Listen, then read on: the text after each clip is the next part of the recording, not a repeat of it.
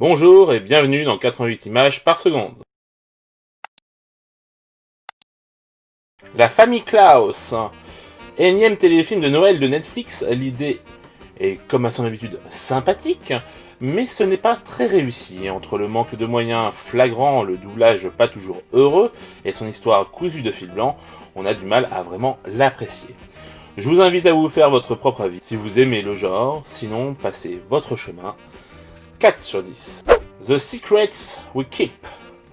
Un bon thriller psychologique dans lequel nous sommes constamment assaillis par le doute jusqu'au dénouement. J'aime beaucoup ce genre de film, même si effectivement on aurait pu pousser l'attention un peu plus loin et un peu plus jouer sur l'ambiance. Mais les acteurs sont bons et ça marche bien. Je vous invite à vous faire votre propre avis sur le film, il est sur Prime Video, 6 sur 10. L'incroyable histoire de l'île de la Rose. Un fait divers incroyable qui donne lieu à un scénario tout aussi improbable mais pourtant bien vrai. C'est en ça que le film est fort, car même si la réalisation fait plus ou moins le taf, la photo quant à elle est vraiment pas terrible. Le genre de fiction qu'on ne regarde qu'une fois, mais qu'on est content d'avoir vu. 6 sur 10. La Toile. Un très joli court-métrage d'animation sur la perte d'un être cher et le soutien familial. C'est doux, c'est beau, c'est bien fait. Bref, c'est réussi, et encore une fois, c'est sans parole, ce qui le rend universel. 8 sur 10. The Prom. Une comédie musicale feel good qui fait du bien. C'est pop et coloré, les chansons donnent envie de se mettre à danser et chanter avec eux, le casting est vraiment bon, ils sont parfaits dans leurs rôles respectifs. Quant à l'histoire, c'est assez basique, mais ça fonctionne bien. Si vous aimez ce genre de film et les créations de Ryan Murphy, c'est fait pour vous. 7 sur 10. Safety.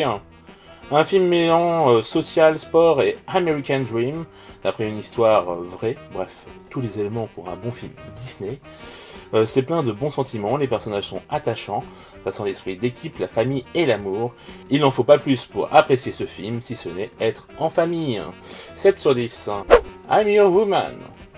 Thriller qui ne propose rien de nouveau, ni de contexte à son histoire, ni de dénouement, ni de tension, et qui s'étire sur 2 heures. Je serai vous, je ne perdrai pas mon temps avec ce film qui n'en vaut clairement pas la peine. Après, le casting est plutôt bon, la réal et la photo ne sont pas mauvaises, mais ça ne suffit pas. 3 sur 10. Voilà, c'est tout pour cette semaine. Le film de la semaine quand même que j'ai envie de mettre en avant, c'est The Prom.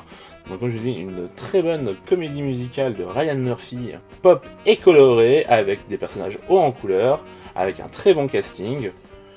Qu'est-ce que vous attendez? C'est dispo sur Netflix, allez-y. Je vous donne rendez-vous la semaine prochaine. Ciao!